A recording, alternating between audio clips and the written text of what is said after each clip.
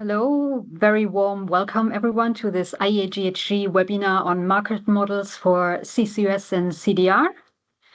I will start with a couple of slides that we have, just for those of you who may not know what we at IEAGHG are doing.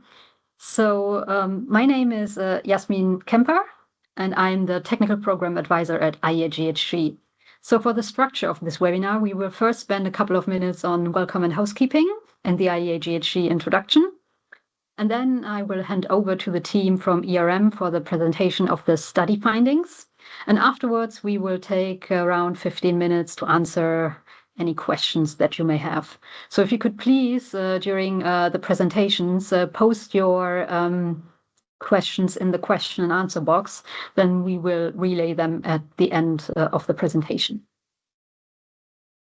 So who are we? We are an internationally recognized technology collaboration program organized under the International Energy Agency's Energy Technology Network. And although we are organized under the IEA, we are functionally and legally autonomous. So it's important to note that any views, findings, and publications from us that you see, they do not necessarily represent the views or the policies of the IEA Secretariat or its individual member countries. So we are at the forefront of so-called capture, utilization, and storage research. And so we advance technology that reduces the carbon emissions and accelerates the deployment of CCUS and carbon dioxide removals worldwide. We are a membership-based program, so we have government membership countries and also industrial sponsors, and those are providing our funding. And from this funding, we can do the studies, such as the study that you will see today. And over the couple of decades that we are existing, we have published more than 360 studies on all aspects related to CCUS. We are also hosting international CCS expert networks and conferences, such as the Post-Combustion Capture Conference, and also our flagship conference, the GHG 18, which will take place in Perth in Australia next year from the 26th to the 29th of October. And yeah, you can go to the website ghgt.info if you're interested in that. And the call for abstracts is currently open and will close on the 19th of January.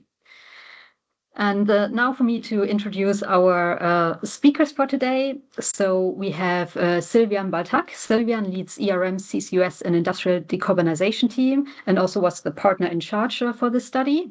He's actively involved in supporting the decarbonization of industrial clusters through CCUS, advising multiple real-world projects across different geographies. Sylvian has deep expertise in developing CCUS scenarios, business models, and policy frameworks, and has led several strategic studies on market models for CCS and CDR. His work includes evaluating global policy mechanisms, regulatory structures, and commercial arrangements that underpin CCS deployment with a focus on identifying best practices and future strategies for scaling up CCS infrastructure. He has also facilitated stakeholder engagement processes to assess the strengths and weaknesses of emerging market models, contributing to guidance for policymakers, regulators, and industry stakeholders. Also, as an author of this report, we have Amelia Mitchell. Amelia is leads ERM strategic advisory work on carbon capture, CO2 transport, utilization, and storage, alongside supporting industrial clusters to build collective roadmaps towards net zero. She was the project manager for this study, and she started her journey at ERM advising the UK's Climate Change Committee on targets for UK industrial decarbonisation, developing a detailed vision for the UK's Humber cluster, and researching emerging CO2 utilisation technologies. She has since supported multiple governments and sectors to identify the role of carbon capture in net zero. Most recently, Amelia has been leading ERM's work on CO2 sourcing strategies for e-fuel developers, CO2 transport networks, and commercial models for CCUS value chains. And we also have Dr. Hannah Galbraith-Olive.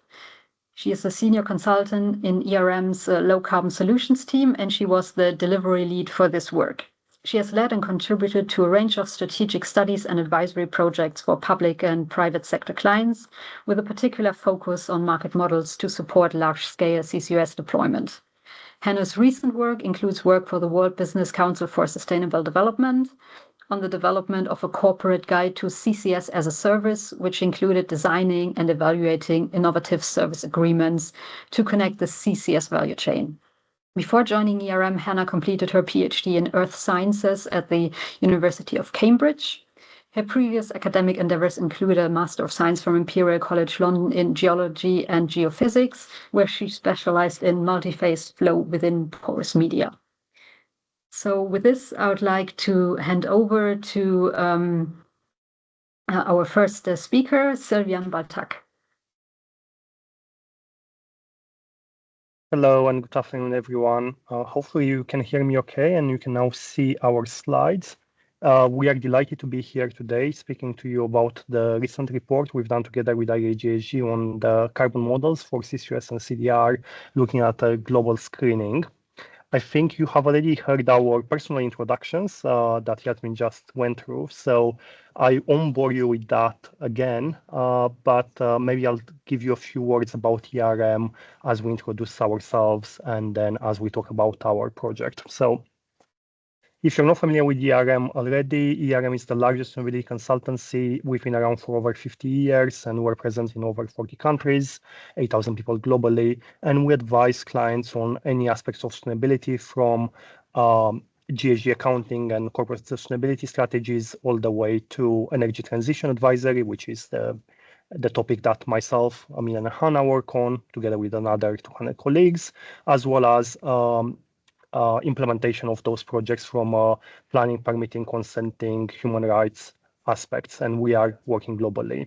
In the CCUS space, perhaps Hannah, if you can go to the next slide, we've been working extensively over the past 15 to 20 years, thinking about all aspects of the value chain, from understanding the commercial feasibility of those projects and the different technologies and applications of CCUS, which is a big topic that we're going to dive into today, all the way to looking at the business case and financing of those projects, including supporting project developers with getting funding from the public sector, like the Innovation Fund or the private sector, supporting capital project delivery with concerning permitting and all those aspects, as well as thinking about the human capital and carbon aspects of those projects in terms of carbon credits generated, LCAs, green premium on the products generated with carbon capture, and so on.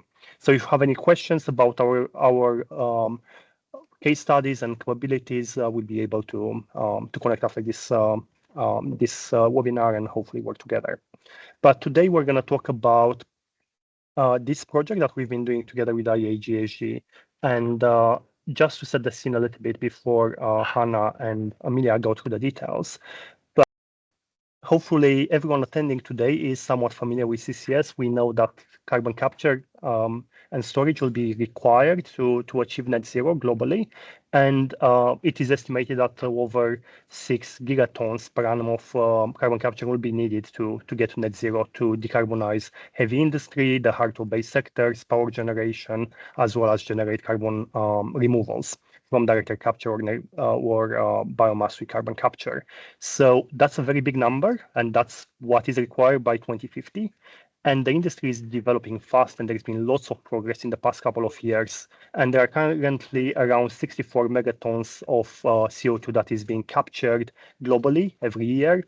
Most of those emissions are coming from processing of oil and gas and are used for enhanced oil recovery. So not necessarily fully contributing to the climate goals, but making progress in demonstrating the technology. At the same time, over 600 projects are currently under development, which is a massive number compared to a couple of years ago. So the industry is really, really progressing, and we're supporting projects globally on advancing the projects, thinking about the policy, the regulations, the business case, and so on. And one of the themes that we see across all of those projects is that at the moment, many of the projects, if not all of them, are relying on some sort of policy and market support, whether it's a subsidy from the government, whether it's a preferential pricing of the emissions or the energy inputs into the project, or selling carbon credits to an off-taker who is willing to pay a premium for that. And this is worth noting because to be able to scale from today to 6 gigatons, it will be a quite significant challenge. And thus, the point of this study was really to think about what we are seeing globally in terms of market models that could work for CCS and how those could be brought to the CCS industry more broadly. So today we'll be sharing a few of our findings from this study, and of course now Amelia will be walking you through how we looked at those, what was our approach, what did we find, and then what are some of the lessons that perhaps today you'll take on and implement in your projects. Thank you. Great, thanks, Sylvian. So yes, I will just firstly give you a quick overview of the project context, the method we followed, and some of the key outcomes. And then I'm going to pass swiftly on to my colleague Hannah, who will go into some of the sort of insights from a sample selection of the identified market strategies. So if we just go to the next slide. So to start with, in terms of context, what do we mean by a CCS market model? So a market model is a combination of policies, regulatory framework, and business model that underpin a CCS project. In this study, we focused in on 3 components of that. So we looked at the ownership structure, which defines the relationships and agreements between each component in the value chain and is really important for allocating and managing risks. We looked at the revenue generation components, so defining the method by which income can be generated by a project, which is really important for building an investable business case. And lastly, we investigated capital financing options, defining the source of funds used to finance a project, which is of course important for kind of thinking about how such funds might be obtained. I think Hannah might go into details a bit further of this sort of ownership structure, but if we just go to the next slide, I'll talk through the method on kind of our approach to the study. So overall, the objective of this study was to identify existing and emerging best practices for market models across the carbon capture, transport, and storage value chain. To identify those kind of emerging existing best practices, we took 3 separate approaches. In the first instance, we screened a broad range of planned and operational CCS projects globally to identify the models that they commonly adopt across different geographies and sectors.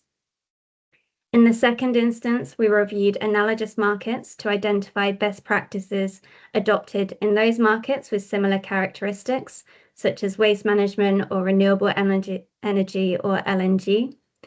And then in the third instance, we hosted a series of 4 roundtables with leading CCS experts from across the world to gather their inputs and ideas on market models for CCS. And thanks to anyone here today who attended those sessions. We then combined all of those insights into a long list of potential market strategies for CCS, aimed to act as inspiration for governments, investors, and project developers. Go to the next slide. So this resulted in 16 market strategies identified, and as you can see, across the kind of areas of ownership, revenue, and capital financing. Some of those strategies were existing strategies that are already kind of fairly commonly implemented. Others were emerging strategies that we see being integrated into upcoming projects. And lastly, some were suggestions for future market development. Details on all of these can be found in our reports, which can be requested from IEAGHG if you're a member. But Hannah is now going to go into particular insights on just 3 of those. So I'll pass to Hannah. Brilliant. Thank you, Amelia. So like Amelia says, I'm going to go through those 3 selected potential market strategies that were identified or that we highlighted in the previous slide. So the first market strategy I'm going to talk about is capture as a service. And that relates to the ownership structure aspects of the market model that Amelia outlined earlier. So that's who owns and operates the infrastructure of the project, and that's obviously important for allocating and managing risks associated with CCS. So one potential market strategy associated with ownership structure that we looked at was this concept of carbon capture as a service. Carbon capture as a service involves outsourcing the design, construction, and operation of a capture plant to specialized third-party providers who retain ownership of that capture plant. This can reduce upfront costs for the emitter of installing a capture plant and can work in a variety of ways. So you can see in the diagram on the right, either the industrial emitter can make a capture service agreement directly with the capture as a service operator, or in the below right image, you can see that the industrial emitter makes the capture as a service agreement and then a separate transport and storage service agreement with the transport and storage as a service provider.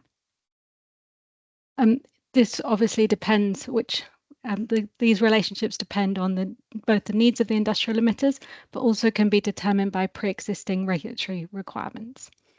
The benefits of carbon capture provided as a service is that they can offer flexibility and scalability to emitters. For example, an emitter could have a pay per ton service agreement, which covers their needs, and then that could potentially scale up as demand for capture at the industrial site increases. Capture as a service could also provide more standardized systems where the capture plant could potentially be relocated from site to site if required, and in theory retains a level of residual value through this movement. So it can lead to the more widespread and flexible market emerging for CCS or carbon capture more specifically. Furthermore, expertise developed within the capture as a service company can reduce the costs of deploying and operating the carbon capture equipment itself. However, particularly the stakeholders during the stakeholder engagement sessions that we ran as part of this study, particular stakeholders highlighted that in certain sectors, for example, the refining and chemical sector, where the capture process is likely to be more integrated with the emitter's current operations than in other sectors, due to technical factors associated with the number of flue gas streams. So this level of integration might be a barrier to capture as a service if complex integration of the capture plant and the existing industrial emitter is required. However, on the other hand, we see that it was noted that in sectors such as the cement and the paper and pulp industries, where there's lower complexity when integrating a capture facility, these sectors may favour capture as a service and the benefits associated with this, for example, around the expertise from the capture as a service company, the standardization of systems, and the flexibility and scalability. I'm just going to go through an example of a capture as a service solution.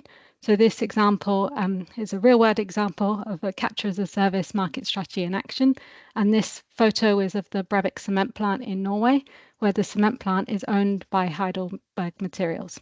Brevik cement plant is currently capturing around 50% of their emissions as part of the Longship project.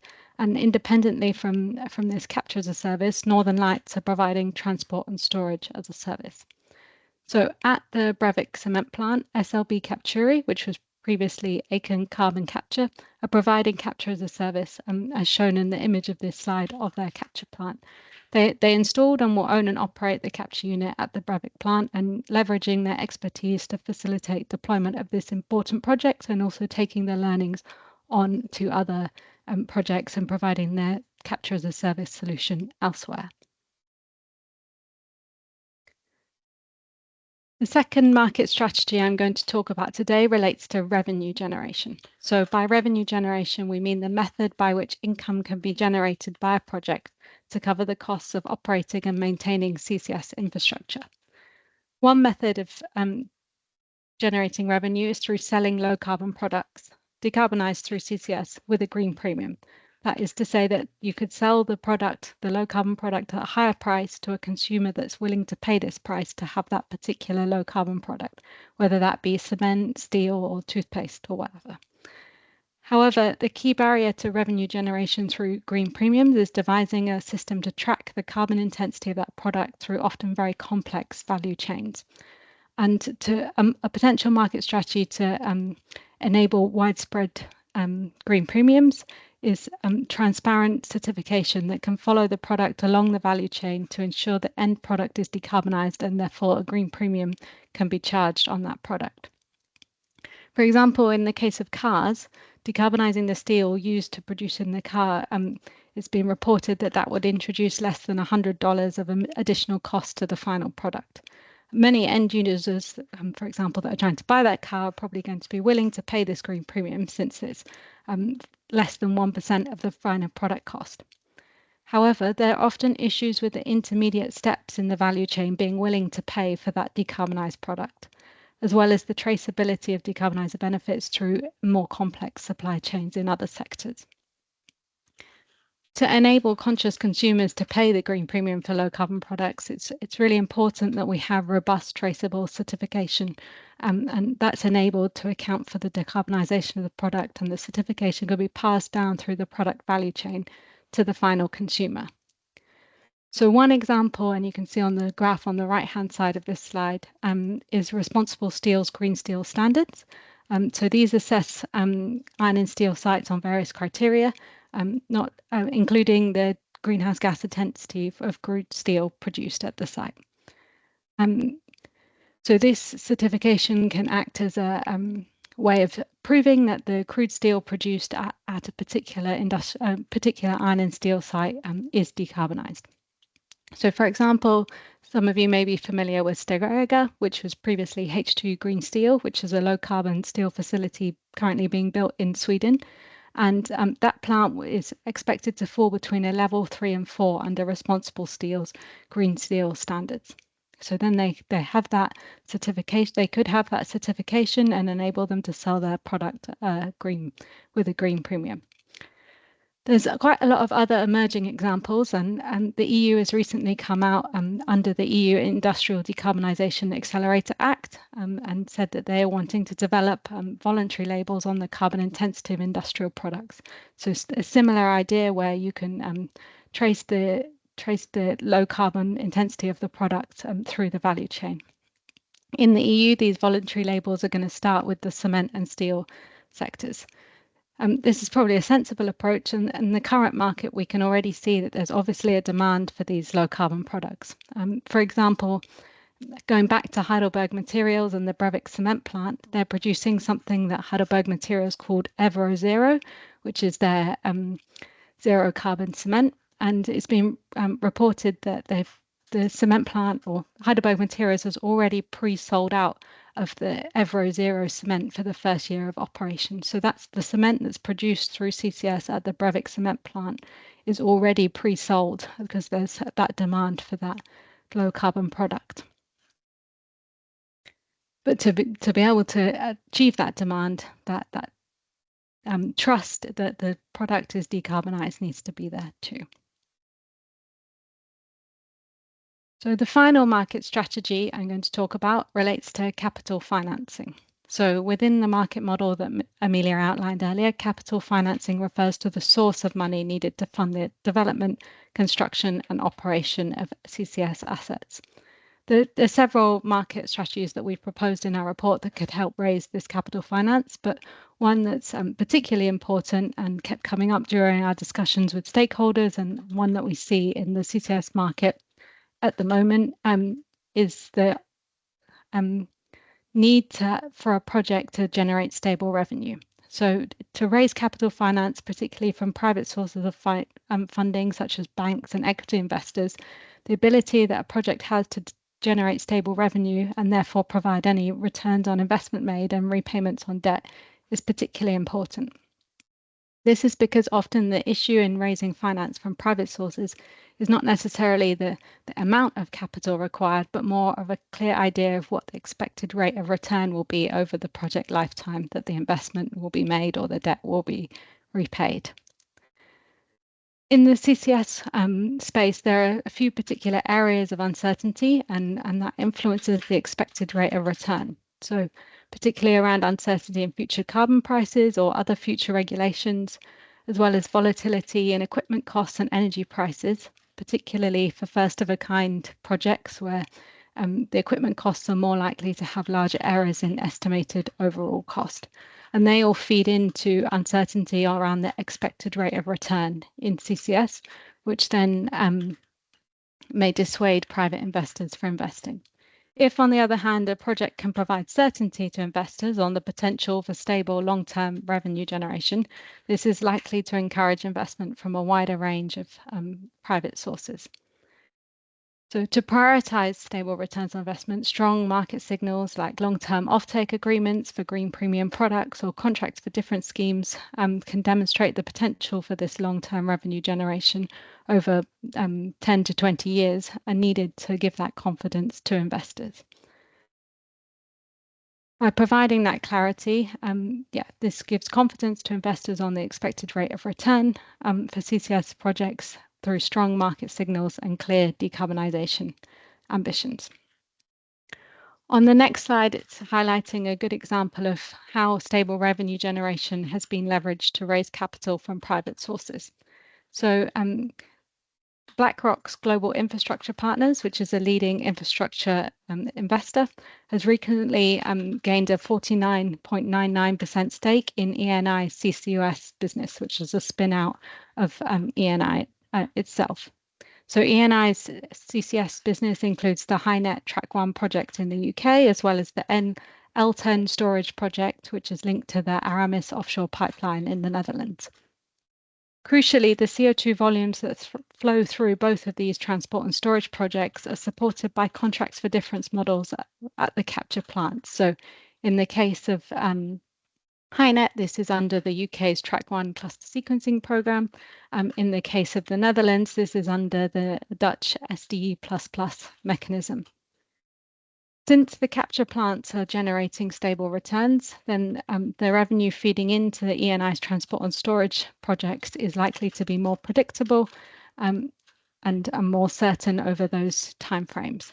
This is particularly the case in the UK because we also have the UK's Transport Regulatory Investment Model, which is a regulated asset-based model that applies to transport and storage projects under the cluster sequencing programme, and that also gives that certainty in revenue that will be generated from these projects. So this certainty in revenue generation, and therefore the expected rate of return on any capital investment made in these CCS projects, opens up the sector to more private investment from investors like BlackRock's Global Infrastructure Partners, but also other interested parties.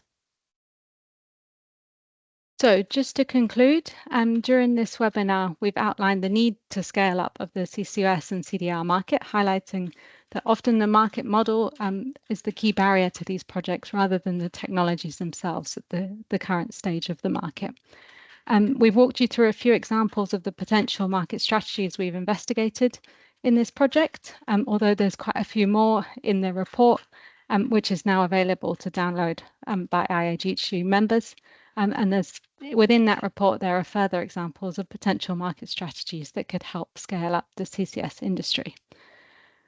However, as we discuss further in the report, the applicability of these potential market strategies is likely to be both project and region specific and will depend quite a lot on the unique economic, regulatory and technological aspects of each project, which that in turn depend on both the sector, for example, whether it's iron and steel, cement, power generation, DACs or BECs, and also the region the project's operating in and the regulatory conditions surrounding that. So overall, more work is needed to translate these strategies into concrete actions, particularly focused around how governments, industry leaders and investors can practically support CCS scale up. But I think more on a personal perspective, during this project, engagement with a wide range of stakeholders has been particularly important in the development of this report. There's a lot of good ideas out there about how to make this industry a success, and it'll be important in the scale-up phase of the CCS industry to take learnings from one another through, for example, webinars like this. But there's a lot of reports out there to ensure that projects are successful and the market can scale up in the way we're all hoping. So now I'll move on to the Q&A session, and I think Jasmine is going to moderate that, so I'll hand back to her.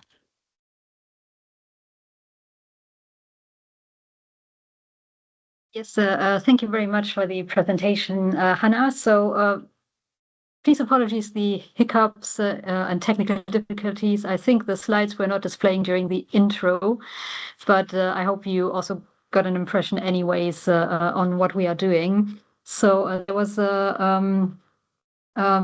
was one question whether the slide presentation can be shared. So as Hannah mentioned, we have like a 6-month holding period where the report is available to any citizens in our member countries and also anyone who works for one of the industrial sponsors. So those of you who whose that applies, they can already download the report from our website. I've posted the link in the chat. But because of this holding period, we make the recording of the webinar available, but we do not share the slides, unfortunately. So I see we have one question. So also please remember, if you have any questions, please post them, preferably in the Q&A, but can also be in the chat. I do not see anything in the Q&A, but there is one in the chat.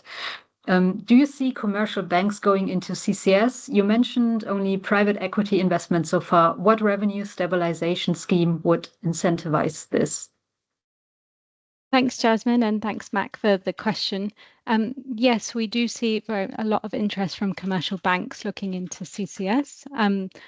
Sylvia and Amelia jump in with examples that you might have, but in terms of the revenue stabilization scheme to incentivize commercial banks' interest in CCS projects, this is very similar to what would be needed from equity investment. So equity investors are looking for a stable return on their investment.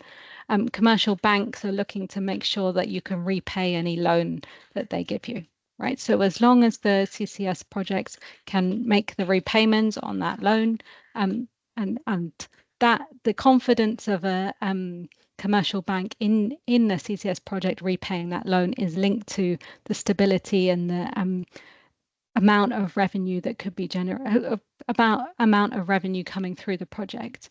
So the revenue stabilization schemes between commercial banks and private equity investments are broadly similar. I don't know, Sylvia or Amelia, if you have anything to add to that. Yeah, sure. I mean, I can add to this. I think if you think about project finance and the usual idea that, a bank will provide a loan to an infrastructure project, in this case, a CCS project, that loan will be against the revenues that the project generates, right? So what the bank will require is stable and predictable revenue streams. And I think with CCS, if we're talking about a carbon dioxide removal project where you sell negative emission credits to a potentially private off-taker, that could help stabilize the business case, because you may have a offtake agreement for 15 years that you can lend capital against. If it comes for subsidy mechanisms or business models that different countries are developing, I think in the UK we see for carbon capture that there is a contract for difference type of agreement being developed by the government, and this is also emerging in other countries in Europe. And again, I think to some extent that provides more certainty that there will be some sort of revenue coming up potentially from the government to stabilize the business case. But it's still a bit unpredictable because it's all obviously linked to carbon price, which has been quite volatile in Europe. So I think it's generally about offtake agreements, which could be through the CDRs, but could also be through low carbon products and green products like low carbon cement or low carbon steel, if someone is willing to enter a long-term offtake agreement for those. So we'd expect more of those sort of financing structures to come from banks in the future. And I can tell you that banks are quite interested in the topic and they see this as an opportunity, but at the same time, obviously, it needs to fit their risk appetite, which is sometimes higher often with private equity or venture capital than commercial banks.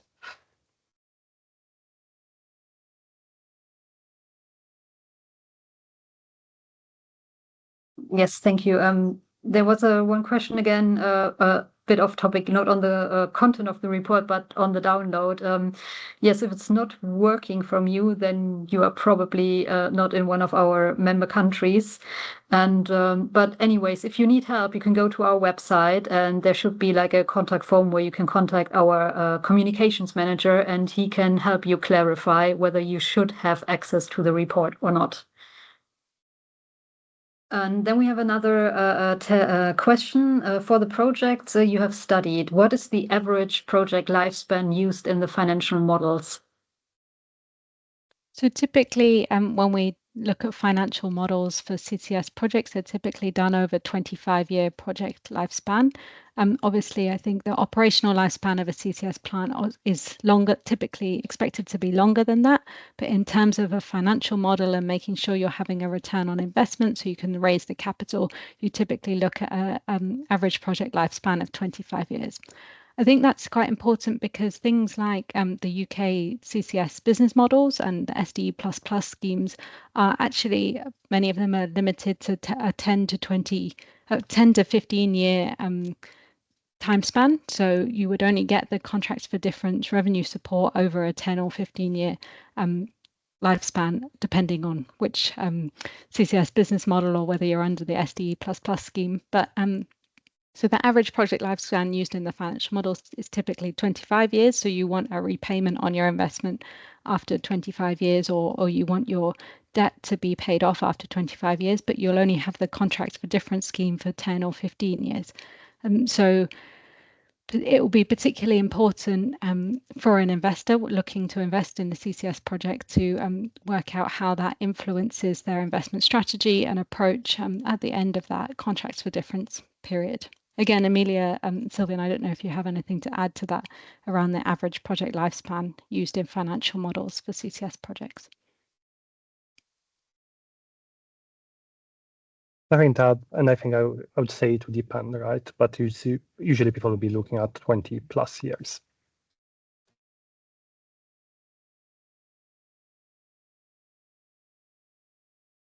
All right, thanks for the answer. We have another question. Did you study any projects that generated a consumer product or a component of a consumer product? Yeah, so there's a few CCS projects that are under development that are looking to develop consumer products to sell on the market. So I think one good example is the Evero cement that's been produced by the Brevik CCS plant. So they're trying to, or they're going to sell that cement to various consumers. And I think a good example of that is the Nobel Museum in so that the Nobel Center is building a museum, and they need obviously concrete to build that museum, and the cement for that concrete is going to come from the Evero cement that's produced at the Heidelberg Materials Brevik cement plant. And I think that's really important because an organization like the Nobel Museum really want to show that they're looking to that they're in line with their green credentials, and they want to show to their consumers, in this case, the visitors to the museum, but they want to be able to share that they're aligned with net zero strategies. So by purchasing Heidelberg Materials Evero products, you can be able to share to your consumers or visitors to the museum that you're serious about your decarbonisation ambitions, and you can align with any net zero ambitions that you've publicly stated. So that is one example of projects that generated a consumer product. I don't know, Sylvia and Amelia, if you want to talk to any other examples.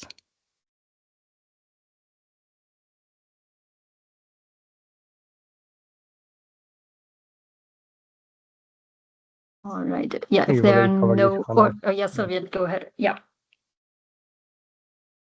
No, I was just saying, I think you're right. Those are some of the examples. And the reality is that some of those projects are still evolving. And we heard earlier about, selling the capacity of the cement plant kind of ahead of the project being operational and so on. But, there will be more projects coming as there seem to be demand with Scope 3 targets that different corporates have for low carbon products.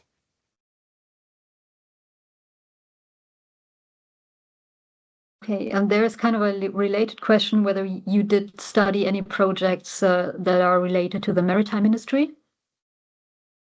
Yeah, so we didn't particularly look specifically at projects related to the maritime industry during this study. In this study, we were really focused on CCS projects and carbon capture at large-scale industrial sites and the products that they're producing from there. I mean, obviously, you could produce low-carbon ammonia, which could then be used in the shipping industry, but wasn't really the focus of the study, the maritime industry. I'm sure that IEAGHG has quite a lot of studies more specifically on decarbonisation of the maritime industry. Then we have a next question. Did your study find different trends between different regions of the world, for example, the EU versus Asia Pacific versus the Americas? Yeah, I think that's a really good question. Yeah, thank you, Peter, for that question. There is obviously quite a lot of differences between EU, Asia Pacific, and Americas in terms of the potential market models for CCUS and CDR, particularly around the stage of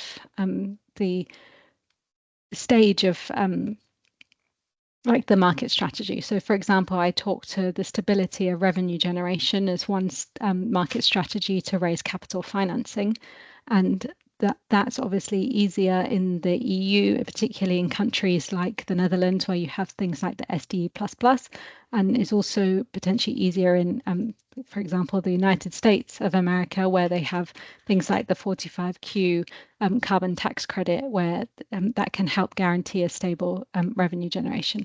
Whereas in countries, particularly in the Asia Pacific, which are still developing their carbon pricing schemes and haven't quite yet got to the point where they're giving out carbon for contracts or awarding carbon contracts for different projects, that market strategy is not quite so evolved in that region. I think the other the trends between different regions that we see is around how applicable the market strategies are to each region, particularly in terms of their government structure and how they organize themselves in terms of the governance of the countries in different regions. So how applicable different market models might depend on, for example, who will tend to own the infrastructure. So this is particularly in the EU. Typically, the infrastructure or the carbon capture and storage and transportation infrastructure will be owned by private companies, whereas in other regions of the world, and I'm going to pull out the Middle East as an example here. I know that wasn't in your list of areas, but in the Middle East, it's looking more like state-owned enterprises might own the CCS infrastructure. So then that changes how applicable different market strategies that we identified in this report are for each region. So I hope that helps answer your question, but obviously there's a lot more detail in the report on those different trends. Yes, thanks, Anna. There's also a question if you could elaborate a bit more on how cross-chain risks are or were taken into account in the different financial models. Yeah, so it depends what part of the CCS value chain you're thinking about, and it depends what sector you're thinking about, exactly what the cross-chain risks are and how they're taken into account in financial models for CCS projects. But I think a particular cross-chain risk is that classic chicken and egg situation where people developing the capture, transport and storage technologies are all independent, and that the alignment of timings of that infrastructure deployment is important, and managing that risk associated with it and offtake agreements. So in terms of financial models for CCS projects and how cross-chain risks are incorporated into that, it's a lot about having robust offtake agreements and long-term offtake agreements. So the capture project, the transport project has a long-term offtake agreement with the capture project to offtake the CO2, and they have within those within that contract, they have mechanisms to reduce cross-chain risk. So certain clauses in terms of like force majeure clauses where a certain event happens, or things like that within the contracts. I think the other thing we see emerging in the CCS market and to do with cross-chain risks is the need, or this tends to be more, it seems to be more insurance products for the CCS market coming onto the insurance market, and obviously insurance can play quite a big role in managing cross-chain risks. And in case of outages, for example, at the capture plant, what happens to the transport and storage components of the value chain. I think an interesting example here, and we're based in the UK, so I will keep coming back to the UK CCS business models because they're some of the ones I'm most familiar with. But within the UK CCS business models for the transport and storage company, if there's downtime in the capture plant, the UK government has put in a revenue support agreement within the UK CCS business models, and relative one for the transport and storage company, that if there's downtime in the carbon capture plant, the transport and storage company will still, the government will step in and pay the revenue in case of downtime. So that's one example of how cross-chain risks can be managed. I hope that answers your question. Yes, thank you. And then we have one more on the CDR side, asking to what extent have you studied biomass-based carbon removals, that is biochar production, but also CO2 capture after biomass combustion, and if you can say a bit more about this and conclusions for those technologies. Yeah, thank you. So we did focus on CCS-enabled CDRs in this study. So we weren't necessarily talking about biochar, but we were talking about carbon capture from combustion of biogenic materials. And obviously, when you're thinking about the market models from something where the CO2 that you're capturing is biogenic, you open up a whole range of possibilities to do with carbon dioxide removals, because you could store that CO2 and generate negative emissions credits, but also to do with carbon dioxide utilization. So that's in emerging markets, for example, to make eSAF or the sustainable aviation fuel and other e-fuels, or even replacing traditional CO2 utilization, for example, in the fizzy drinks industry and the food industry. So the ability to generate revenue from those projects that are generating or capturing biogenic CO2 is currently at this day and time easier, because you can sell credits on the voluntary carbon market, and you could sell credits to someone that turns that into a useful product and feeds the circular economy. Whereas if you're just capturing fossil-based CO2, your only option to generate revenue is to make sure the region that you're operating in has a carbon price, and that carbon price is sufficient enough to cover your costs of capturing, transporting and storing the fossil CO2. So just in terms of those more Becker's projects, there is more options for revenue generation, and that influences the market models available. Oh, yes, thank you. Next question is, did you look at models that could work in emerging markets, noting that some of the elements, for example, grants and incentives in developed markets, are not yet available?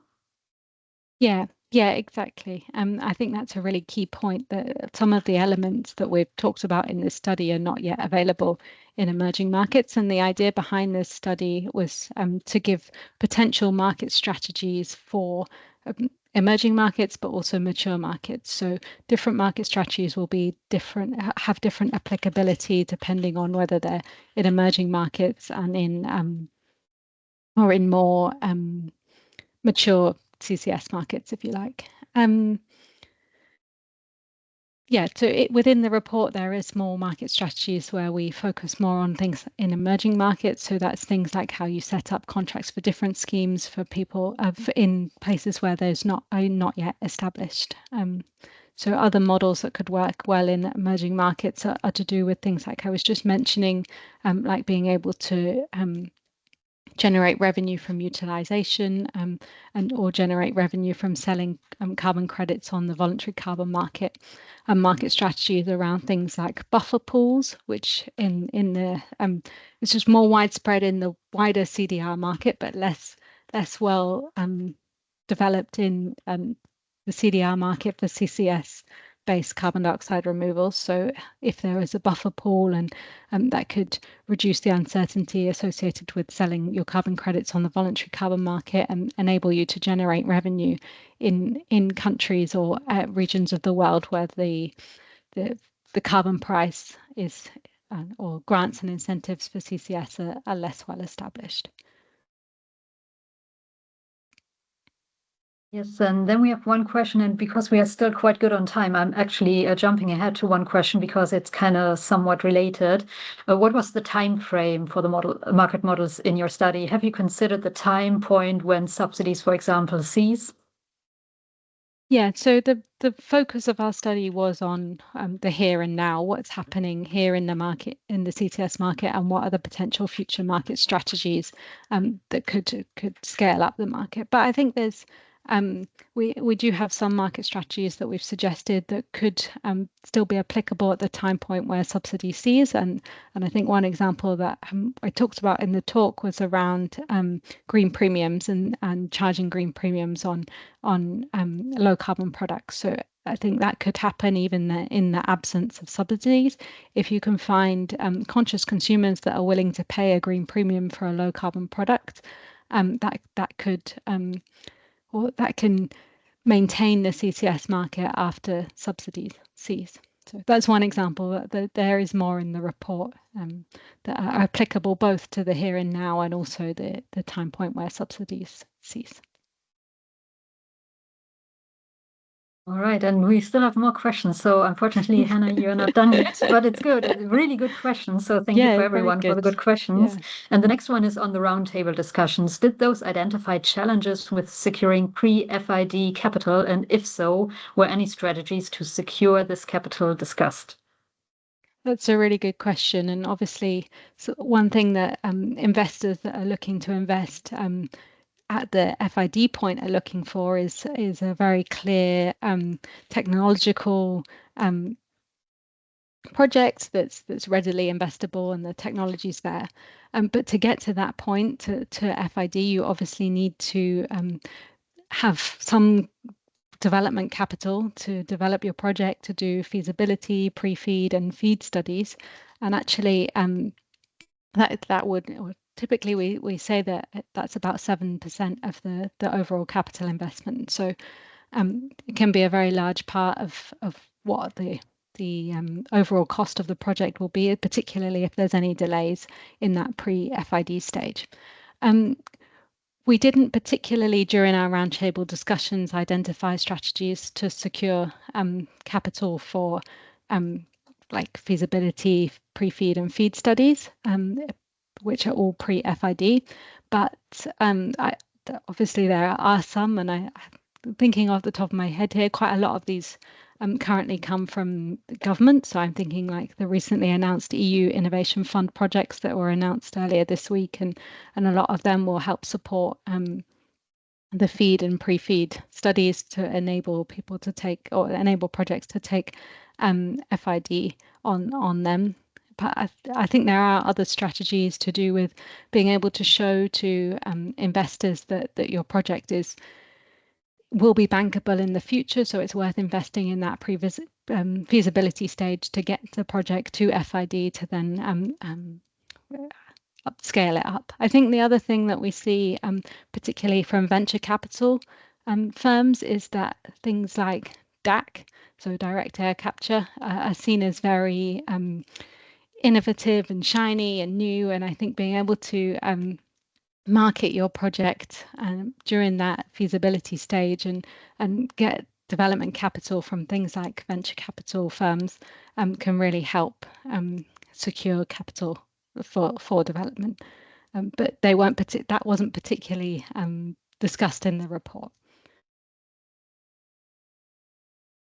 Right, thank you, Hannah. We have one, and that might be difficult because it's very into the details. The question is whether the study contemplated the impacts of sequestration liability to other mineral rights owners. For example, if sequestration takes place in other mineral-bearing zones where extraction would otherwise take place, what is the impact to those mineral-bearing owners who would have the ability to extract minerals and profit for them? And is that reflected in any of the business models or? Yeah. So perhaps I take that one. And I think, in short, the study didn't think that far about the interactions of different resources, whether it's pore space or mineral resources that you can extract. And I think the answer is a bit nuanced because it would really depend on where you are in the world, what sort of mineral resources you have around, and then who owns them. And we see, we've been doing lots of work in the Middle East where there are concession areas for different oil and gas blocks, for example, where you have different operators. But within those concession areas, there might be opportunity to extract oil and gas. There might be an opportunity for mining of different minerals, but also there's an opportunity for carbon capture in depleted oil and gas reservoirs. And we've actually been working quite a bit with the country in the Middle East to develop the regulatory framework around this, because really liabilities are about the regulations rather than necessarily the market model. And I think, it requires quite careful design about how different concession areas and the kind of rights would overlap between the different parties. So that's the situation in the Middle East. I guess in other parts of the world where the state owns the pore space or the mineral resources, it might be different.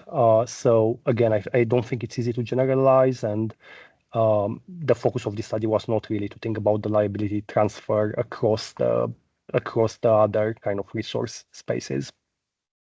But it's a very interesting question, and obviously something that will come up more and more as people start to develop this, as well as mine for critical mineral and other sort of resources needed for the energy transition. Yeah, I think thank you. what's Definitely important, worth considering for further studies, right? So yeah. Yeah, and what's important there is that the clarity in the ownership transition and who owns the pore space or whatever it is at that point in time, and how you transfer that between the two entities. All right, and I think we have one last question, and that question is, were you able to map sector-specific variation in CFDs, for example, cement and steel, in the CCUS market models themselves? Yeah, thanks. That's a good question. We didn't go into that detail of mapping sector-specific variations in CFDs, but I think for both cement, steel, but also in other sectors, we see CFDs as being very important to generate that very stable revenue generation that's needed for investors to invest in CCS projects.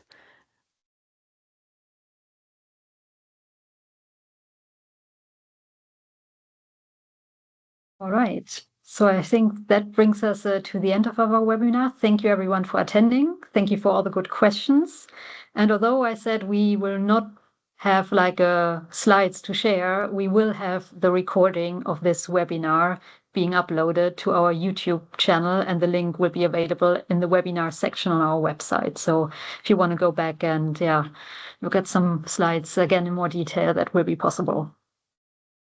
And then also thank you, of course, Hannah, Silvian, and Amelia for all the good work you did with the study for us, and thank you for presenting the results today. Thank you, Jasmine, for hosting the webinar. Welcome. Goodbye, everyone. Thank you. Bye. Thank you.